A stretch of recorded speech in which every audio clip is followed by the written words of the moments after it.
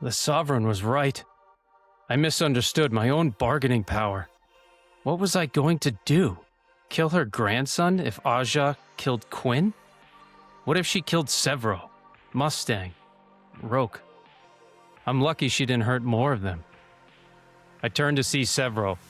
He stands quietly in his armor watching us, watching Roke hold the girl Severo loves but has never told. The girl he could never have. The pain is raw, stitched deep into the lines of his hawkish face. Impervious Severo, immune to hurt, to sadness, to having his eye gouged out by Lilith, the Jackal's lieutenant. It all falls on him now. Quinn never called Severo Goblin like the rest of us. Victra put a hand on his shoulder, noticing the pain, if not understanding why it's there. He shoves her hand off. I don't know you. Hello, Rusters. Welcome back to Son of... Jeez. Oh, right out of the gate. You were too in character. You know, you're too Severo. Too Severo. Too creepy. So, it's interesting. I wanted to point it out. What show is this? You didn't finish your introduction? No. There's talks between Severo and Victra here, and this is how they interact with each other. It's very harsh and it's painful, but it all blossoms out in the end. Much Just like me us. learning Very how to harsh, speak. But it blossoms into love. Yeah, exactly. Welcome to the Sons of Ares. We are back, and so is my ability to read and speak. My name is, partially. Sounds like it's still missing. My name is Chuck, and I shall be the Skoogie, or spirit warrior, of today's episode. Freyhild.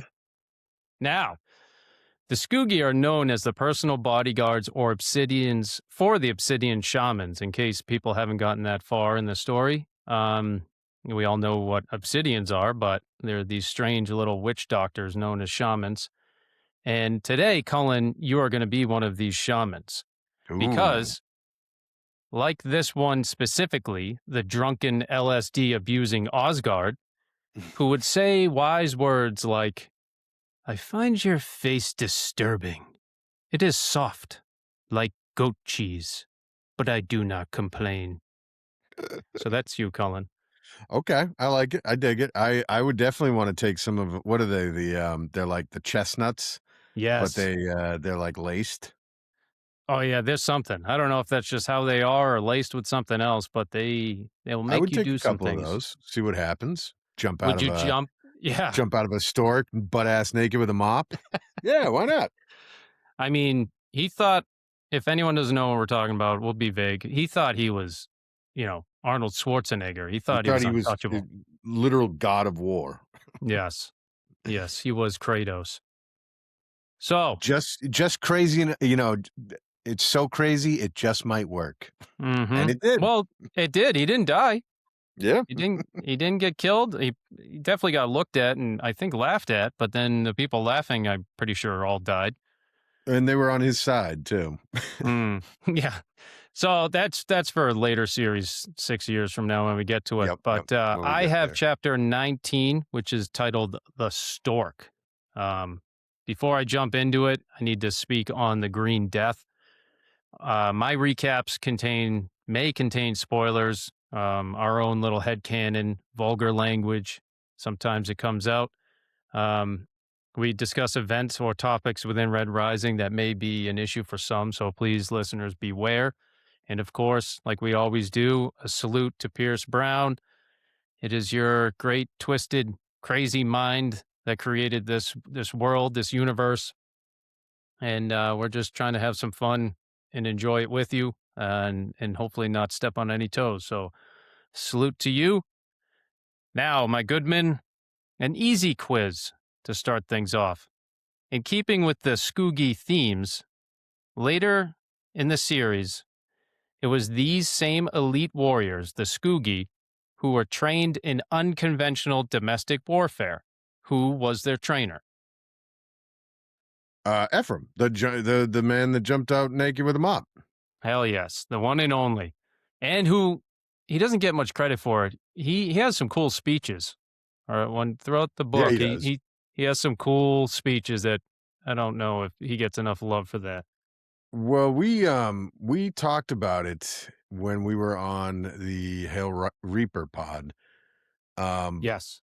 but one of the things that I think is really cool that Pierce Brown did with Ephraim is he basically wrote like a heist noir novel within the Yeah. greater Within. story, which is so cool. I think that's such a like interesting little project to set yourself as an author. Like, I'm going to do this big story, but also I'm going to do a couple of like small genre Yeah. stories It inside of it. I think, expands the universe more because you have to think this shit's vast. We got planets all over, you got people all over, colors from all over. And as that book started, or I remember reading this Ephraim chapter and I was like, what the hell is this? Like, what are we getting into? But I was sucked into it. I thought, well, this guy kind of sounds like a badass and he's got a chip on his shoulder and something's clearly wrong with him, but I was still intrigued.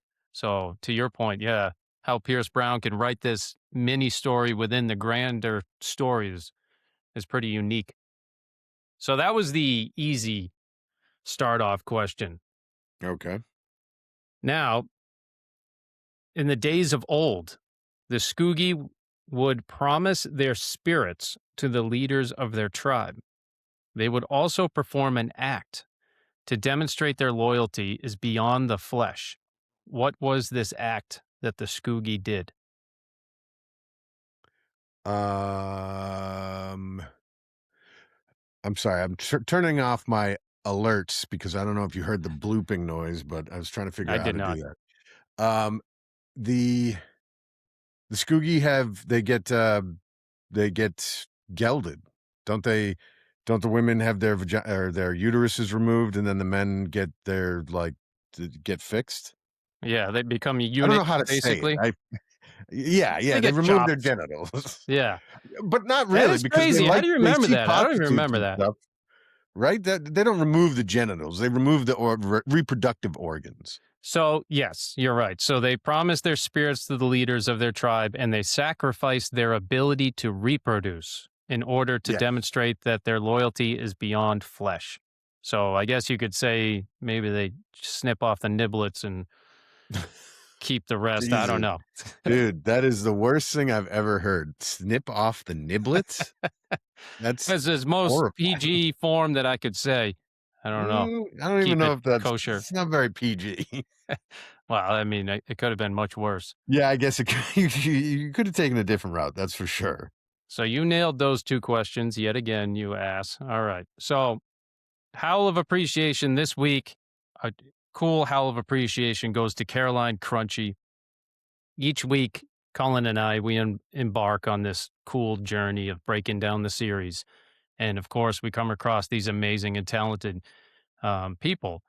And they're always so welcoming, and such a delight to speak with. And we've chatted. Well, hopefully, we're trying to go through and speak with everyone and get to know them all. But there's a big community out there. But everyone is always so welcoming, and we just wanted to give a shout out to her because on her own, she messaged us and just said, "Hey, I want to send you some goodies, and I'm excited to see what they are. They haven't come in yet, but I just want to say thank you. You're amazing. We love your work, and I need to get some stickers from you. I was going to try to buy some anyway, but this is a nice little cheat into that. But we are so grateful. We can't wait to see what it is. And if it wasn't for these amazing creators like yourself within this community, it would just be, the dull old Chuck and Cullen talking to ourselves about books. So those are the ones that give us inspiration for our episodes. And this howl goes out to you and all the rest of you. And, I'm gonna piggyback on that and just say that it's funny when I read these books, and it's probably something to do with my brain. It's a very dark world. Mm, It's not a very colorful world in my imagination, my brain. But then when we entered into this fandom and we became, part of it and started interacting with some of these artists and creators, it shocked me how colorful yeah. everything is in their understanding of the world. And I love it. It informs how I listen and read these books now.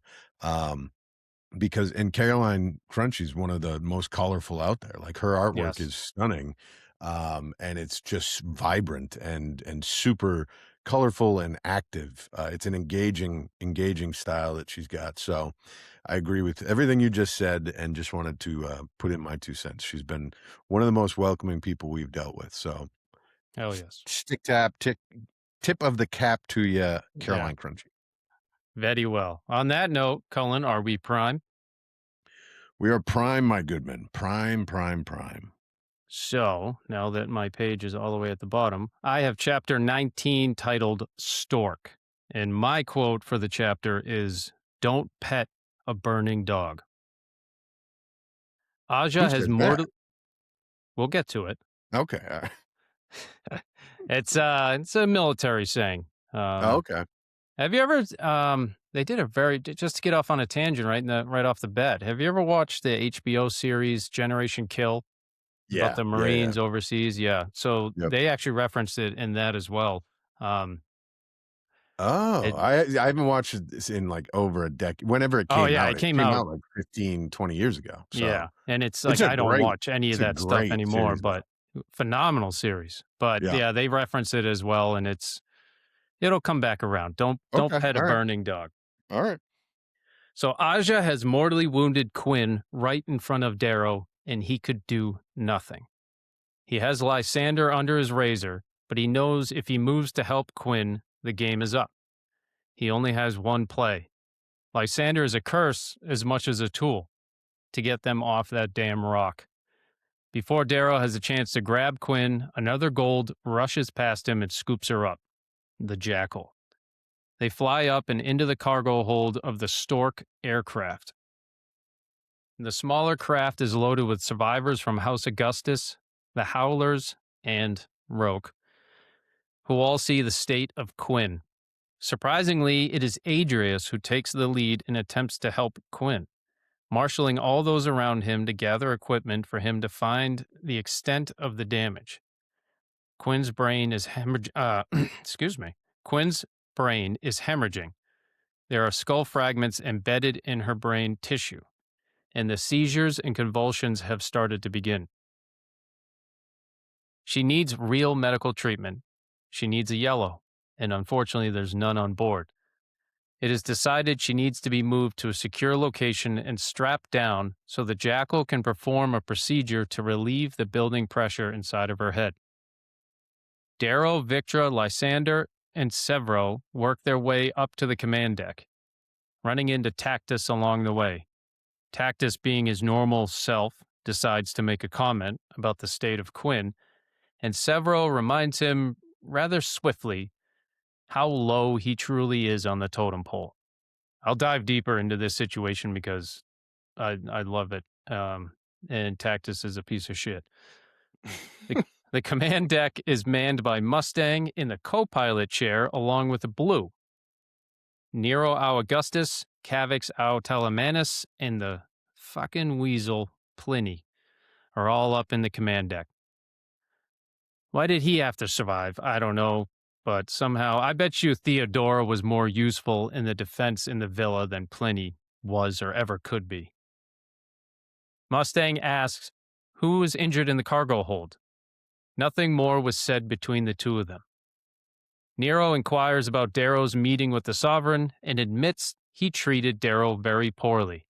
He says, I am in your debt, but then shits on the quality of his chosen escape vessel. Very ungrateful ass. He is an asshole. Yeah. Darrow is quick to correct him, though. It is due to Mustang and the Howlers. They are the ones that are getting them off of this damn moon. Nero apparently is confused on what a howler is. He asks specifically after Darrow says it's Mustang and the Howlers, he says, what is a howler? Now, I find that a little peculiar. I don't know if you do as well.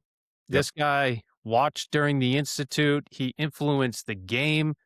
In the first book, he bribed proctors. He knew at the end of the game that Darrow basically needed to swear allegiance to him to almost buy his silence. He would know all about the Howlers. He would know what it is. So I don't Very know if true. that was a mix-up or A Yeah, little, that's one of those where I think it's like, um, you're trying to build out Nero as a character, and so it came to him in the writing of this chapter and was like, "Oh, this will make Nero sound even more of like a arrogant asshole, yeah, aloof, doesn't know what's going on." But you're kind of a 100% plot right. hole. But just one of those like oversight moments, Yeah. which an editor probably should have caught and said, "Hey, he definitely knows what the howlers are." Yes. But doesn't do change the story at all. For the no, and for the chapter, it does kind of then punch in the whole fact like several comes in afterwards, and then it kind of makes Mhm. it a cooler scene. But in my mind, I was like, that doesn't add up. Yeah. But seeing how, according to this now, he doesn't know what a howler is, he does know of Severo, Fitchner's boy, the creature that killed the golden boy Priam. Nero tries to call out Severo and test his loyalty, but you can't test that man's loyalty. He doesn't give a lick for Augustus or for his own father. He is there because of Mustang, and his loyalty is to Darrow. After a brief and, I'll say, gentle interrogation of Lysander by the hands of Nero, he commands Victra to escort the boy to a room. Tactus, seeing Victra's resentment for being kind of shunned, steps up to take care of the boy and to see him to his quarters. Time to talk strategy. Of course, Pliny counsels for diplomacy, crying about Augustus's lineage, but doesn't bother turning to his actual daughter to hear what her thoughts are. Mustang quickly reminds Pliny of who they are dealing with. It is the sovereign, the one who burns moons. Whether it is because Nero has been so offended by the sovereign and cannot accept her rule anymore, or because Darrow planted the seed in his head, maybe you should be the next king of Mars. Nero turns to them all and declares, "We make for Mars and for war." Severo, probably not giving a fart about any of the strategy going on around him, notices a strange blue flickering light on the dash of the cockpit. While this whole scene's going on around them, I just imagine like his OCD mind is just all a butterfly or looking at the dashboard and is like, what is this shit? And not caring about anything around him. Yeah, I'm surprised he's not picking his teeth or something while this is Or all his happening. nose and his Yeah, butt yeah, at the yeah. same His time. ass. It's the cargo bay doors, apparently. They are open or opening, and the blue is locked out of its controls. Mustang and Darrow come to the realization at the same moment. Tactus volunteered to escort Lysander to the hold, flying as fast as they can to the aft of the ship. But it's too late. Off in the distance, flying on a pair of stolen grab boots, Tactus has taken their one bargaining chip. I do the math. We have 2 minutes till they send boarding parties. Now, Cullen, my goodman, there are some things I want to go over first and foremost. A Stork type of spacecraft. I imagine it. I'm picturing a more squared off version of like a C-130 aircraft that's just all about Mhm. moving ground units from one place to another. Nothing really fancy to it, but I imagine it's more squared off because this would be in the hold of a larger ship and you would want to, transport them off. And it's easier to stack everything all up if they're more cube shaped with like jet packs on the back or something. Yeah, big fat bellied. I think in like the Clone Wars, there's Oh, what yeah. look, the stormtroopers or the clone troopers or whatever, they have these like landing craft that have, just rows of guys on the side that lands and they Mm. all just kind of get out off the sides. Yeah, That's they're kind of like what I pictured. attached Like, to it and like yeah, swing down and out and yeah. yeah, exactly. Something So like that it's is what I had in mind too. so it's written in that of course it's a military spacecraft used to deploy infantry to drop points. They're large and slow-moving ships, equipped though with spit tubes to launch warriors in star shells. Um and like as you mentioned the ship is designed to have a large belly to ensure sufficient cargo space. Now, I'm curious. how exactly Mustang came about acquiring one. I don't think we ever learn of that fact. It just kind of gets, they're there, they're flying away. I don't think we ever find that out, but it does kind of shout out to her skill again in the chapter. Yep, She's definitely. also a co-pilot, though. She's up there. Now we kind of learn she never went to the academy. She never did anything else. She's not just sitting in the chair with the blue, though. She's also like manning the spacecraft. So, For sure. But yeah, I imagine that she's one of those people that will just read a manual to yeah, something and then be immediately master able it. to do it. Yeah. Yeah, that's a One of good those very point. annoying people. What would you trust that though? I mean, to fly a ship? No, I wouldn't, Yeah. but Oh, I read a manual. It's fine. A little, what were those cliff notes or books that we yeah, were, yeah. cheater But books? you got to remember, she's also like one of the most intelligent people in the Yeah. world. But Um, flying a so ship? I, I guess, I mean, I wouldn't want to be on that Stork, but also, I don't know. I mean, Mm, you got a blue there who will tell you pretty much, if anything's going wrong, then they're gonna true. like be able to figure it out. And But I think what your being overall point of like, how did she get that Stork? When was that part of the plan? Did she have it like loaded and ready to go and just always in a hangar? Because maybe yes, she had it there as a plan for herself or somebody else before the gala. She was just like, I bought a hangar with my own secret money. I filled it yes. with a Stork and a speeder bike and a whole bunch of different ways to Any quickly situation. leave. Yeah, And that's I again, can see her doing that. yeah. So she wasn't idle. She was spending her time with the sovereign trying to infiltrate, but she got Pinks to side with her and to go against the sovereign, knowing that they would probably be killed if any of them ever got caught. Because that Pink went in to help give Darrow the package, and then she had to befriend guards to get Lysander out of the villa. She clearly had to befriend a blue to convince to, hey, I need you to help pilot this ship, and then she had to hide, to your point, a ship somewhere. So she doesn't mess around, and she prepares for many situations, it seems. For sure, for sure. Or it could be as simple as she just knows where they're kept at the Citadel, walked down there, She saw has a the blue smoking keys. a butt, and was like, "Hey, get in there, fly it, and I'll give you your freedom or something." And, Mm. She finds a who knows? valet. Yeah, yeah, exactly. Yes. B12. All right, to pull it around. All right. Yeah, yeah. So, the other thing that kind of interests me, and this is more of my personality or lifestyle, was in this chapter, the med pack that Adrius gets, and they are trying to use to see what's going on with Quinn. And me, my background, I I'm not a doomsday prepper, right? That's intense. But I do have a bug out bag, or I I was have gonna say, stuff you're whatever the similar. next step down is, that's what you Yeah. are. Yeah. I wish I had a bunker, but no. Um, so I always see the use of these cool little trinkets and setups, and having this type of a med pack cargo system. You have something that's the shape of like a pen that can connect to a tablet and can perform an X-ray or an MRI. That stuff really makes me go, gets me excited. I just heard a beep now on my headset. I don't know if that was from you, Nope, not me. but so that was something that I thought was really cool. And I can't wait until the future. Hopefully I'm still around by then and we start messing around in space more, and these technologies can kind of pass I down to the mean, civilian world.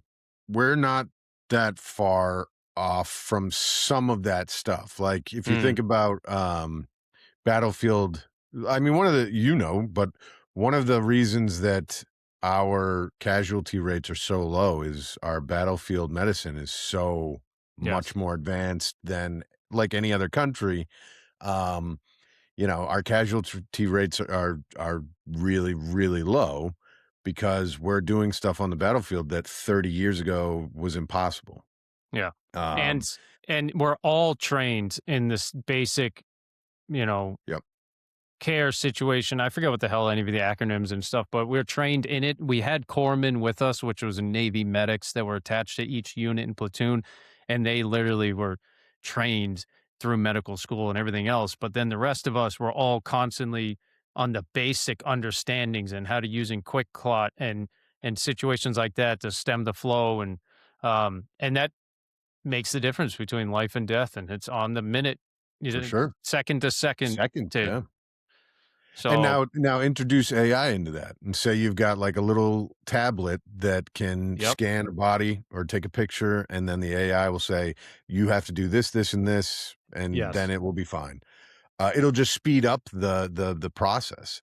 And the other thing too is like there's a company out there that's working on rehydrating blood and Oh, plasma okay. so that you could carry 1,000 bags of extra blood, and all Yeah, you got to do on the battlefield is just toss a little bit of water or some kind of gel in there, and boom, you've got a blood bag full, ready to go.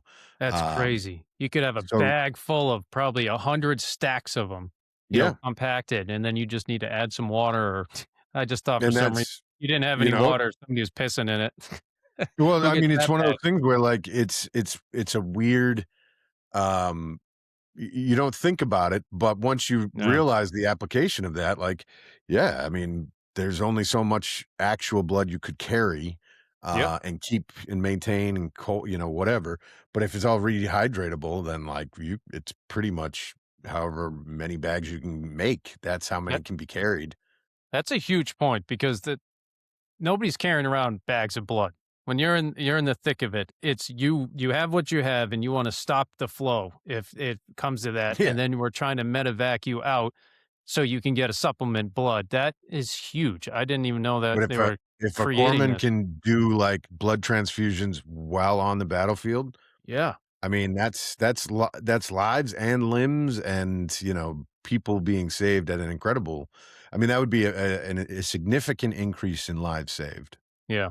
Stim shots. I'm fascinated by the idea of that. Like you're going through hell or you're freaking out and you need to relax and because your heart's pumping too much and you're pumping more blood out or your adrenaline dump and then you're just crashing and you need to get a pick me up to get back in the fight because the fight's not over. Like, what would be put in that epinephrine times a bajillion and, or a blood clotting mixture? Well, how about a stim shot that just reacts to what you need in that moment? Yeah, Like I it, mean, that's again, like an AI, potentiality is that it would be able to address which part of the stim shot you yeah, need right now, and then it just boom, that's what goes activates. in. Yeah. Oh, that would be wild. Well, Think of I don't, those I don't think we're going to see remember them. those blue and white pens that teachers would have that had, like, red ink, Oh, black yes. ink, Yep. blue ink, or whatever? That's what it would be like. You'd have one of those, and it would just automatically, "Okay, he Yeah. needs adrenaline." Boom, it's adrenaline. Yep. Boom, a Novocaine or something, something to block the pain or whatever. Yep. Um, It's some that would be sort of wild. neurologic inhibitor or something. Yeah. Wow. That stuff makes me go nuts. I would love to add that type of stuff to my bug out bags. But if anyone, you always got to be ready for most situations. You never know when and where shit's going to happen. So I'm always, my mind, it's, well, you have to have something ready to go. Um, so if anyone, you don't know what a bug out bag is, look it up. Maybe you want to get one. Join the club. I mean, no, it's for good Or reason. just be like me, and then when the end And comes, wing just it. plan on telling really good stories to people and hope that they'll give you a can of beans, Yeah, maybe you're a hot dog. Osgard. You're the Yeah, exactly. drunken LSD guy Exactly. dancing and Yeah, trying to get warm by the fire. exactly. I figured you'd probably just try to drive down to my house and then try to see if I'd let you Well, in the no, you'll door. wanna come up to us. There's Yeah, nobody that's up here. You'll that's wanna get the hell out of the mayhem of the suburbs. yeah, yeah. Otherwise, it'd be overwhelmed. We're What on was a that movie? peninsula. What was It's that it's movie? The easily first one? defendable. Yeah, the Purge. Yeah. It was trying to everyone keeping in their own house and had all this awesome security system. It doesn't matter though. You could have the best system, live in a fort. Somebody will still find a way if they're It's like a determined enough. castle. It's Yeah, like a castle, if someone's determined to get into someplace, they'll they climb up will. the shit sh the Yeah, shit pipe. They'll pull a somebody. There's Severos out there. I would do it if I really want what's in that castle.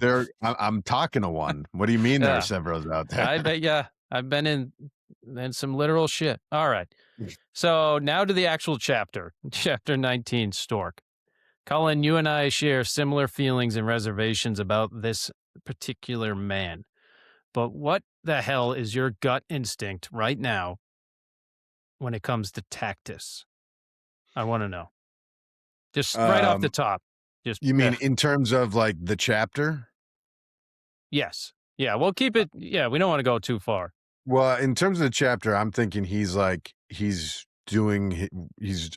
good guy. He's on the team. We are, all on the same side. He's just, a bit of a wild card, but so is Severo. And so, he's Severo with a little bit more of a, not more of an edge, but less predictability, which is saying something. Severo's not very predictable, but that is hell of a statement. But that's but given with the end of the chapter. That's given with how it ends. Well, no, by the end of the chapter, I'm thinking Tactus is my least favorite character. Yeah. All right. And that's including the fact that you have fucking Adrius on that Stork. And I hate Tactus at that moment more than Adrius. I know. And Adrius is messing with somebody's brain, pretending to be a doctor somehow. Well, I thought that's kind of like Mustang flying the Stork. All of a sudden we find out Adrius is like a fucking brain surgeon. Yeah. He's like doing a craniotomy. He's a battle medic. On Quinn. Yeah. Yeah, it was a weird little twist. Just, oh yeah, I know what I'm doing. And he only has one hand too, if you can remember it, the thing got cut off in the first book.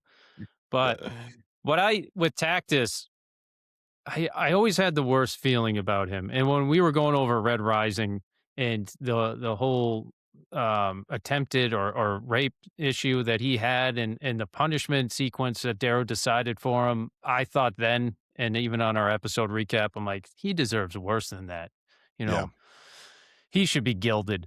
But well, I think to your point, at this moment, I actually do. When I was reading it the first time, I was thinking Adrius is like, okay, we're seeing a different face. Maybe he learned the errors of his ways and is trying to be a better man and change the way that Darrow hopes and is trying to get him to change. I never really trusted that with Tactus. I never actually felt like, even towards the end of Red Rising at the Academy, I always was waiting for Tactus to do some Tactus shit.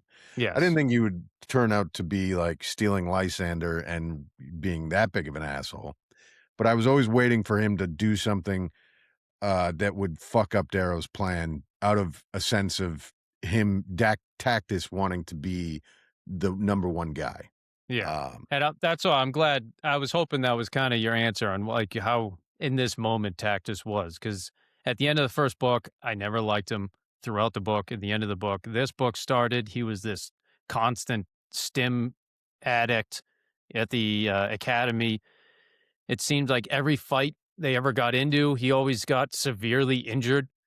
It's like how useful. I mean, he did step up. He did save Darrow's life at one point, but and then I also thought, was it this interaction that we'll discuss later with Severo? Was that the tipping point that made him decide, well, I don't have a standing here with these people. I got to fend for myself. Huh. So interesting. Go on. Yeah. When we get there, because we'll talk about it when we get there. So the discussion point I wanted to talk about is in most situations in life or things that we have seen in movies or stories, whatever Hollywood can come up with, when someone is held hostage, usually the one that's holding the hostage is in control, or the one with power. Darrow having Lysander in his clutches would lead us to believe, from everything we've seen or read, or at least most things I've read, is that, you're going to get on your ship and you're going to get away. And, we'd hate that, but I am also impressed that Pierce Brown was able to like buck that trend in my mind and show his deviant creation, the sovereign, the queen bee in this series.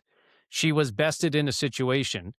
They have her grandson held hostage, but she's not powerless. She doesn't just let them leave. She's always testing the waters and reminding you of her power and reach. So she reminds Darrow, I have, assets, sick 'em, Aja. And what is Darrow going to do? He can't, he can't stop, he can't stop what was going to happen unless if he let go of Quinn, or excuse me, Lysander to help Quinn, then he would be dead. Or, and the whole thing would be, they would have shot down the ship immediately. So I like how Pierce Brown wrote this into the story instead of just being a typical hostage situation and they get off all scot free. It's no, there's always somebody clawing for more. But I like this later on in the series because things kind of flip. And Darrow's the one in this certain predicament where, he has somebody basically being held hostage. And his reaction is very much similar to the Sovereign's. And, he fights back or claws for every little inch. So it's almost a, two-sided coin or, There's a mirror there. And I think you're yeah, right too. I think you're 100% right about the hostage thing. Like at first I'm reading it and like, okay, that's cool. They got him. They pulled one on the Sovereign. Sweet. I've seen this movie play out. They're going to yeah, get away scot-free, and then exactly. we're going to be on the deck of Nero's, dreadnought and planning how they're going to get back to Mars or whatever. But as we find through as much as we've read now and then through the entire series, Yeah. um, in the It's words not of my always. friend, Lorne, and now consequences. Um, Yeah. there's Yeah. everything Darrow does, there's almost immediate consequences. Which is why, and we've talked about it, but we love the whole theme that there are no good choices. Mm-hmm. They think they have a trump card here. They're like, we've got the boy. This is cool. We're getting out of here. Um, and that's a good choice, but it has consequences. Exactly. Dire There's and nothing deadly. scot free. There's no No. way you can get away with not losing something. You're going to lose a limb. You're going to lose a friend. But you may win the hand. You may win the Yep. battle, but you're losing along the way. Which is why sometimes, especially when you get to Dark Age, it's heavy, heavy shit. You're like, how much more can you possibly fucking lose? I love it. Yeah. So this quote from the chapter made me so incredibly sad for how real it is and how helpless we feel sometimes in situations out of our control.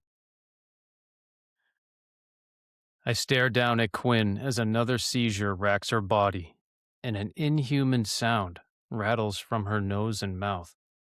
Roke's face is bloodless beside me.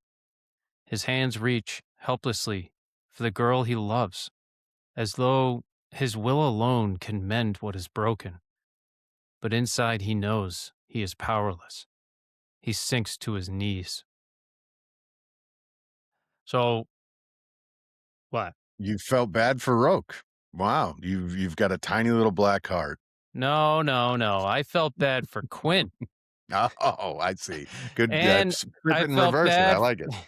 I felt bad for the idea of love. Never Roke. But What a poet you are. yeah. So it's actually Quinn in this moment. And like we remember her as the super fast, athletic girl from the Institute. She was the one that she pretended that she went out and took a deer on with nothing but her nails and her teeth. And she put deer hide in her teeth and was laughing about it at the campfire. And when everyone believed her, she was just laughing in their faces because she made it all up. And she helped House Mars stay together after Cassius left Darrow for dead in the woods. That's what we remember of Quinn. And now you see her in this moment. She's not the same person. She's had so much, trauma to her brain that she's making these strange, bizarre noises. And I imagine her curled up in the fetal position. And it's so sad and heartbreaking to picture it, Mm. from one moment to the next. And then, yes, Rogue, and in this moment, knowing he can't do anything, but this is somebody you love and care for, and you want to do everything, but you're literally helpless. Like that passage chewed me up. Mm. Um, Now, the best hope they have in this predicament is the jackal, which I'm glad you kind of pointed on that. It's like, where did this come from? Um, I forgot where I was in my place here. Oh, so when it comes to this interaction as well, we feel so much, or at least I did, for Quinn. And Quinn is this gold. We forget the fact, or at least I did, that Darrow, he's a red. He went through this transformation to become a gold. He was a slave from the mines of Lycos. His people were treated like shit, and they were just sources to mine out goods that the rest of the universe needed. Quinn is a gold. She's basically the elite. She killed another gold just to join in the institute. Like we She's are an starting iron to, gold. yeah, and we're already starting to feel. I'm starting to feel like pain and hurt seeing her in this predicament. It's almost like I'm starting to become a victim of like my own little Stockholm syndrome. Like this is twisting me around. Darrow being this double agent.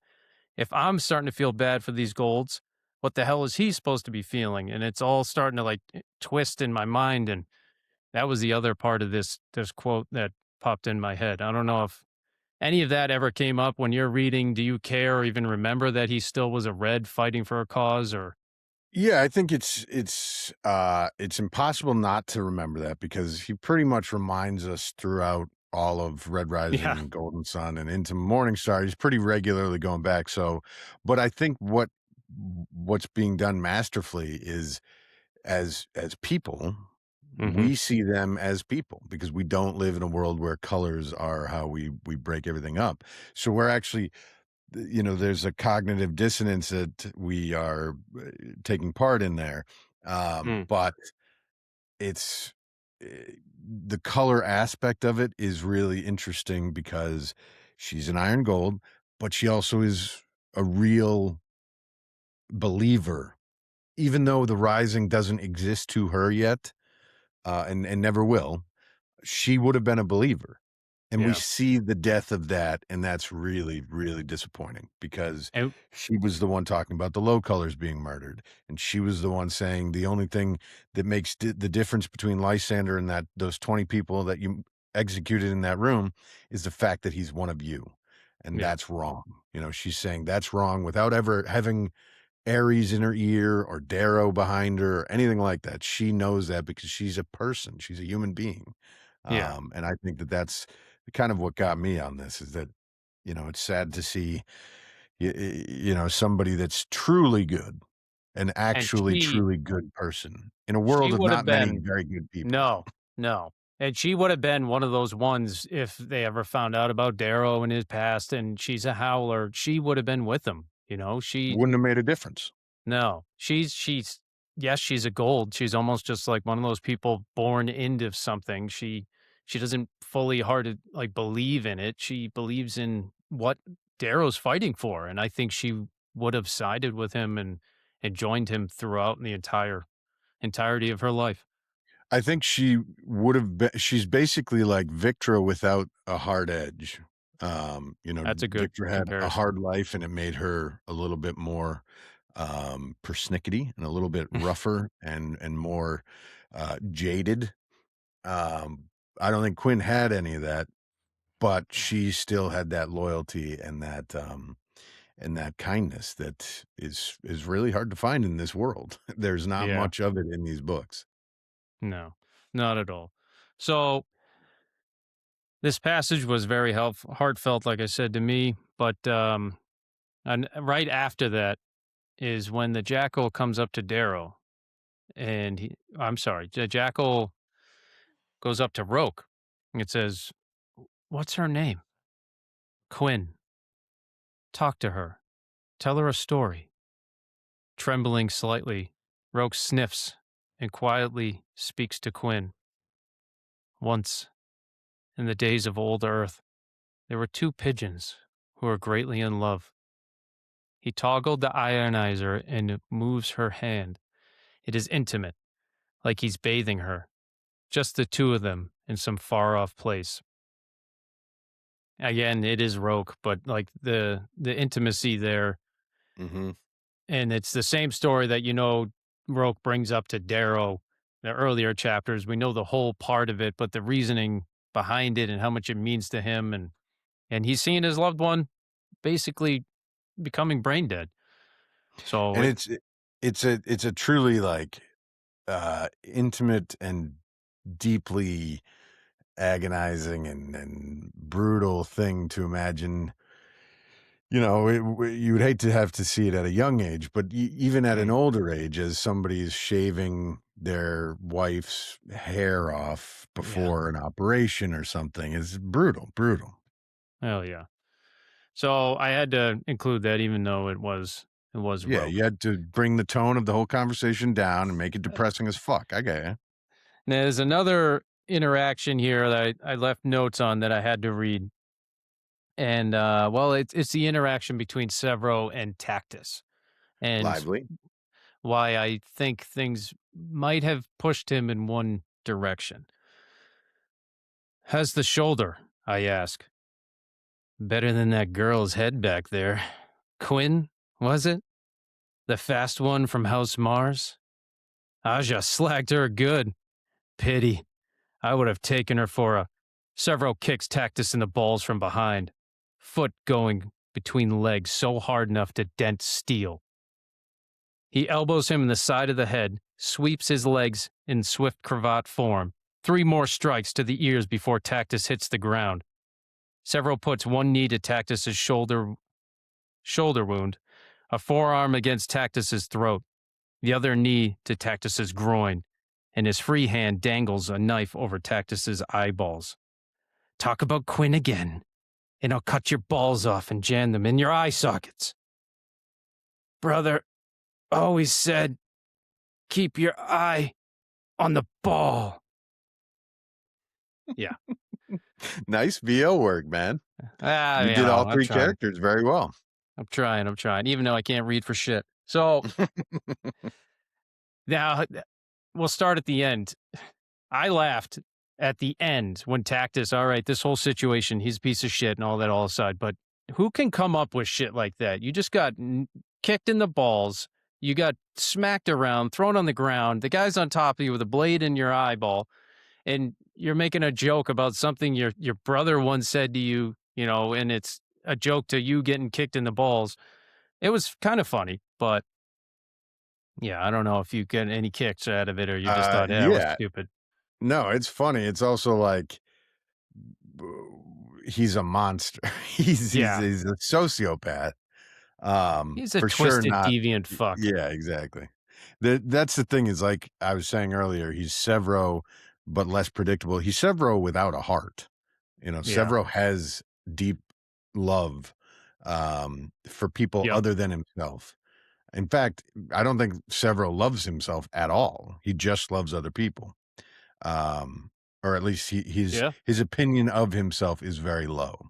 Yeah, sorry, I'll agree with that. Has a very, very high opinion of himself and a very low opinion of everybody else. Yeah. And he likes to speak before he thinks. That's for sure. He'll just doesn't matter at all. Sometimes people need to realize that we're not interested in what you have to say. Just because you can say it doesn't mean you should. Something that my father-in-law always would tell me is that opinions are like assholes. Everyone's got one, and they're usually full of shit. And they stink. And they stink. So I'm very happy that Severo was very quickly on top of him, putting Tactus in his place. And in Severo's mind, to help relieve his own pain and pressure and loss from what's happening to Quinn, this is his outrage that, better out than in, I guess. And no one better to take it out on than Tactus. Well, he can't do anything about Quinn. Yeah. He has no control. He's got nothing. There's nobody he can punch to make her better. So in this instance, he can actually do something, and that's shut Tactus up. And in his way, which is, Severo's a guy who doesn't believe there are rules in fighting. So yeah, And I'm they're going to not. stand behind somebody and absolutely kick them in the balls. And then I'm going to gouge out your eyes. And then I'm going to, stab you in the kidney and whatever. And so even in this moment of pain and rage, he's still doing what he does best, which is fighting without rules. He's a guerrilla tactic, and there Yeah. are no rules in a fight. If you want to live to see another day, you need to learn that honor doesn't mean shit. You can talk about honor all you want later on while you're alive and the other guy is dead. That's all that matters. Spin it whatever you want. When you're in the thick of it, you do what you have to survive. Kick him in the Now, balls. yeah, hard as you can, hard enough to bend steel. That made me cringe a little bit. I'm not gonna lie. Yeah, that's not a great look for Tactus. Isn't that how the Skoogie sacrificed themselves to? Yeah. Several, they just stand in a line. Several stands behind them and just kicks each one. Who would? Oh, that's got to hurt your leg after a while. You got to wear space boot or grab boots. Shin guards. Little soccer shin guards. Or football. I guess it depends on where you're from. If you listen to this, yeah, they don't like calling it soccer over there, right? It's football. Nice, very, very encompassing of world attitudes, Charles. Yeah. Well done. Very diplomatic. I'm trying. I'm learning from Cullen. Now, do you think this came up into my mind? Maybe this was the deciding factor for Tactus to do what he did. He realized, shit. I thought I was happy. I got rescued. Darrow's here, putting me on this flight. We're leaving. We're back with the old Howlers. Oh shit! These are the same old guys that kind of had their own clique in the Institute. Where do I belong in this? Because the Institute wasn't his greatest time. He was kind of thrown around at the bottom because he is who he is, and he shouldn't be treated with the same level of respect as everyone else. And then how Severo reacts to his comment and makes him look like a bitch in front of everybody. Was this the final straw that broke the camel's back? And he said, well, I need to do something for myself and I need to get off this boat. And that was the only thing that he could do. Yeah, you know what? When I was reading it, I didn't put that together. I was just thinking, oh, this is Tactus doing Tactus shit. He's just thinking of himself as number one, and he saw an opportunity and he's taking advantage of it. I like your read on it way better. I think that he in his mind was Darrow's number two and he could live with that. He didn't like it, but he could live with that. And now he's looking around and he's like, I'm not number two. I'm not even number 7. He's got Severo. He's got Victra. He's got all these little, howlers around who I don't even know who they are, but he loves them clearly. He would have had Quinn. Adrius is now somehow factored into this equation. So he was looking at it and saying, I'm low man on the totem pole. So I'm not going to be anybody's bitch boy, so I'm out of here. Especially, I think that's a much better read. I like that a lot. And it's like, to your point, Severo and Tactus are very similar. And if you have Severo, so you would leave them like, oh, at least I have one buddy in this group. And if you find out the guy that you think you might be able to be connected with ends up beating the shit out of you and you pissed off, then you'd be like, okay, I got nothing, So yeah, I think it's a lonely moment for him because he's doing the mental math here and he's saying, I'm nobody right now. So where can I go where I might be somebody? And it's to the sovereign. So this chapter, I have to have a Severo minute because that didn't count. There's many quotes, but there's always going to be one Severo minute, the best of the best. So in the command deck, Augustus is trying to speak with Severo. Does your loyalty lie with me or your father, Severo? What father? I'm a bastard's bastard. In all due respect, my liege, I could give a cat's frozen piss about you two. Your daughter brought me from the rim. My allegiance is to her, but above all else, is to the Reaper. That's it. Severo's a bastard's bastard. Bastard's bastard. Also, he has the most creative little lines, but I'm not sure they're very good. Like if somebody said, I don't give a cat's frozen piss. I'd be like, that's creative. And those Yeah. words don't usually get strung together. But also, what the fuck are Why you even would they? saying? What does that even mean? Like, Who's you know, freezing cat's piss? Is that like a delicacy? I don't know. yeah, well, how would this cat's piss be frozen? Yeah. And why would you care about it? Nobody would care about frozen cat piss. So does Pierce Brown do the hat trick, and he just puts random nouns and there's things in a hat, and then just picks them swear out? word with a bunch of random, yeah. Yeah. That's the only explanation I can come up with. But I like it. there's I was inspired in one of the fan fictions I wrote where I have I think Harnassus says I wouldn't give a rat's fart through a rolling donut. Which is the same, like, it's such an absurd, ridiculous thing to say, but it has the ring of like somebody trying to be funny. Yeah, it was funny because I played it. You sent that to me. All right, so this is Cullen's mind creating these things. He sends it to me, and then we kind of like chat about it. He sent it to me. I played it from my phone while I'm sitting on the couch, and my wife was next to me, and you say that line, and she just looks over and she's like, "What the fuck are you? What the hell is that?" And I was like, "It's Cullen. He's making stuff up." And she's like, "Oh, trying, all right, anyway, yeah." trying. And she's like, "Oh, that makes sense. Okay." She doesn't give a cat's frozen piss about my made up fan fiction. Not at all. But on our the Ragnar bit that you sent, I played that in the car while we were driving. I forget where we were going, and she loved every second of that. She was in like transfixed while she was driving down the road, and she's like, "Is there more to it? What's going on here?" And I'm like, "Oh, this is Cullen's little creation." Look, I know what you know, you got to dress up like an obsidian now. Get her all hot and bothered. Oh boy, she's into the Ragnar of it all. No, and then she'll want more kids. No, nope. God, you'll have a whole Scoogie team. No, stop it. No, I'm done. That ship has sailed. All right, my hair is already thinning and turning gray enough. You did the same thing as the Scoogie. I castrated myself. Yeah, just less. I kept the niblets. All right. Oh God, Jesus Christ. So, it's good to see somebody throw shit back in Nero's face, just to show that not everyone grovels to his stupid ass. But it also proves Darrow's point that the Howler pack is for life. It wasn't, well, minus Tactus because he wasn't really a Howler, but it wasn't just a one-time thing in the Institute. These people believe in loyalty. So then, which when Nero didn't think was the case. Nero thought not it at was all. like, once these people find houses and go off, they're not going to care about Darrow at all. Yeah, I think that was part of his parting little speech. Like, nobody's gonna, everyone's gonna go their own way. You think this is gonna matter? It won't. And and I think even Darrow's like, "Oh, fuck you. I'll prove you wrong, bitch." Yeah. And he did. When it came to Nero speaking with Lysander, I don't know about you. I couldn't give two shits about that entire interaction. Nero is trying to compare him to his first son, Claudius, and blah, blah, blah.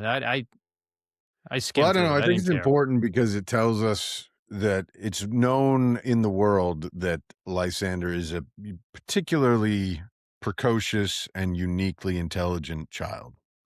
And that will, play a role later. For and his then on age, top of that, it gives us more information about why, they've been hinting at why the Bologna and the Augustus house are feuding.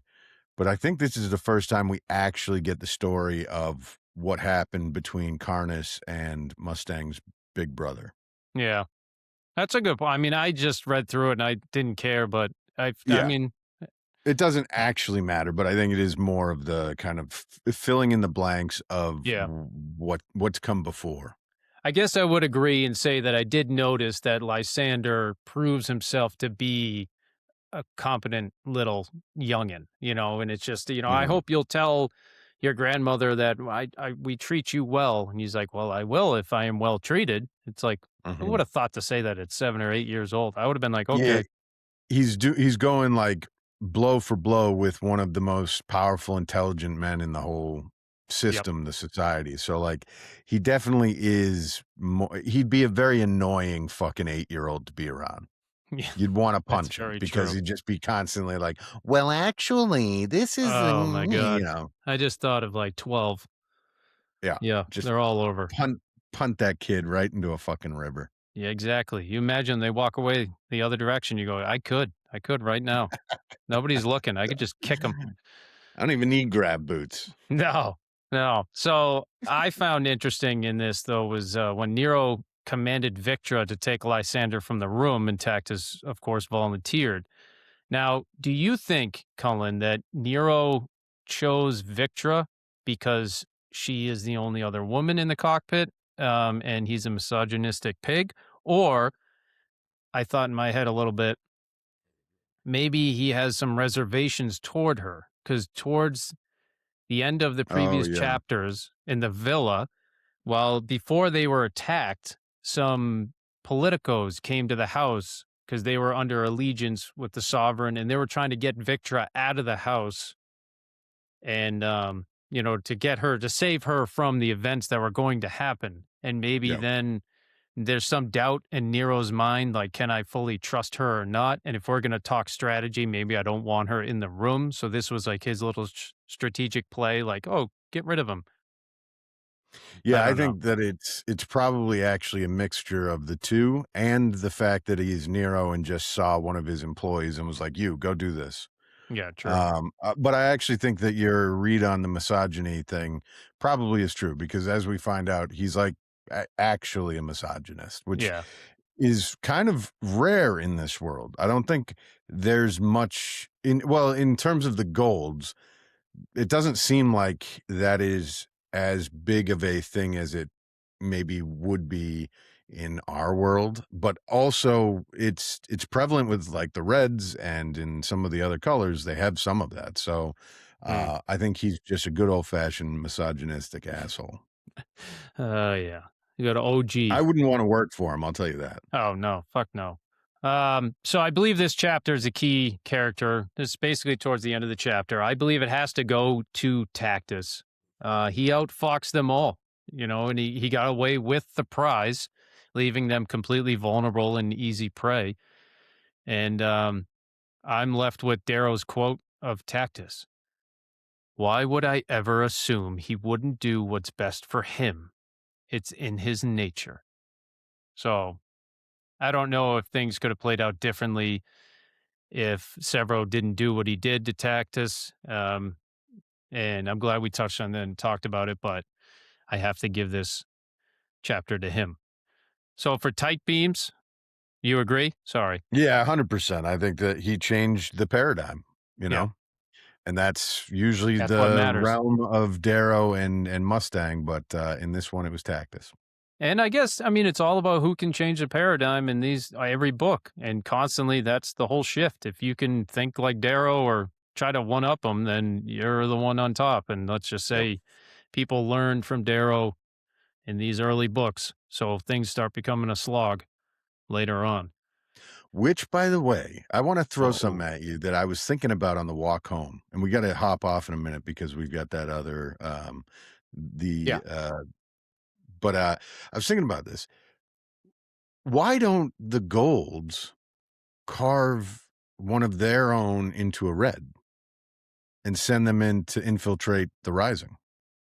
What makes you think they haven't already? Well, that's what I mean. Is that Oh, possibly a thing down the well, road? I imagined if they did, maybe they're the ones that like started implanting the whole gamma being on top thing and the whole, trying to control the reds from within and then plant the seed. Well, I don't know if they have to do that because I think that that's like you can just manipulate a population pretty easily when you have How the dare control of you? their food. Well, I'm just saying you No, could when that's a you point. control their Yeah. food and their air, you can make them do whatever you want. But Yeah. I was thinking like at the point of Lightbringer and we're in the why I guess it's strange to me that they were toppled by this very successful infiltration, and it Hmm. never seems to cross their mind of like, why don't we carve one of our best operatives to infiltrate their end of the situation? Was it their own And hubris? Maybe, Like, maybe yeah, you could be right. Maybe nobody wants that job. No yeah, gold would willingly carve themselves into a red to then go yeah. and cause trouble. But I mean, we see, and this is a spoiler, so don't fast forward if you don't want to hear it. But like Atlas Good does all point. sorts of carving with himself and doesn't care. Yeah, And doesn't give a lick. Screwface gets carved Well, from into a gold to a gold, but so what a I'm saying is prettier gold. they can do it. That's So true. I'm just wondering why if maybe that's something we see happen in Red God.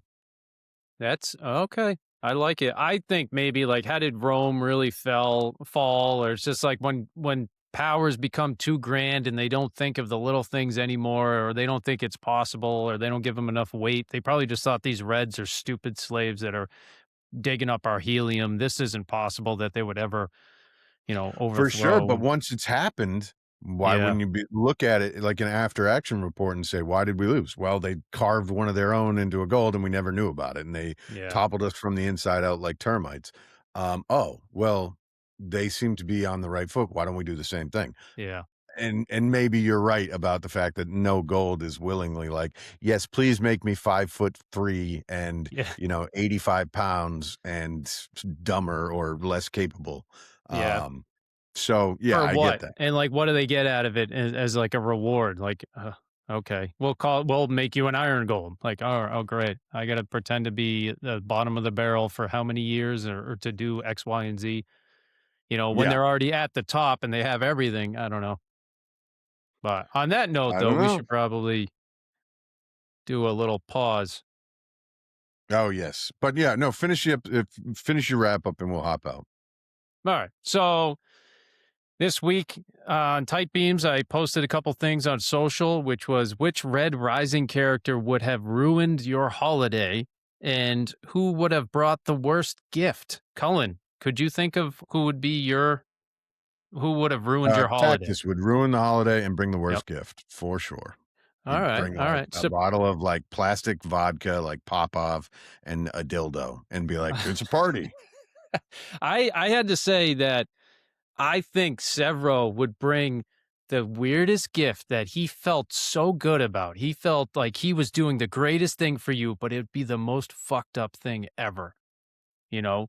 For And I sure. commented on somebody's post or response, and it's like he brought up, he's like, oh, remember that kid who like you had a beef with back in like fourth grade, and like here's his tongue. And you're like, why? Yeah, very much. Okay. But a lot of people, unsurprisingly, put Lysander at the top. Of And course. your bookish auntie, she said, by his continued existence. So, Yep, that's fair. Fair point. Fair point. but I rather much enjoyed D flag rated design stating, Cassius would have ruined my holiday by drinking all my bourbon and wooing my wife. So true. Fair point. That's actually. Yep. No, that one wins. So true. And then there were some answers for Atlas just because Atlas. he's Atlas. Now, this week's crate. What? We should wrap up. All right. Fair enough. Sons of Aries. The Oh, you want to do the whole end? Yeah. We should just end it because I'm not going to be able to cut this in. All right. So on that note, I conclude my mission to Chapter 19, The Stork. If you're listening on Apple or Spotify, please rate and review and help us out. If you haven't, checked us out on Instagram at the Sons of Aries Pod or on YouTube and TikTok. And we hope to catch you on the next chapter, which is going to be Helldiver, narrated by Cullen. If you have any questions or type beans, send us a message or an email at thesonsofariespodcast@gmail.com. For now, we sign off, my goodman. We are the Sons of Aries for the Rising. Valete.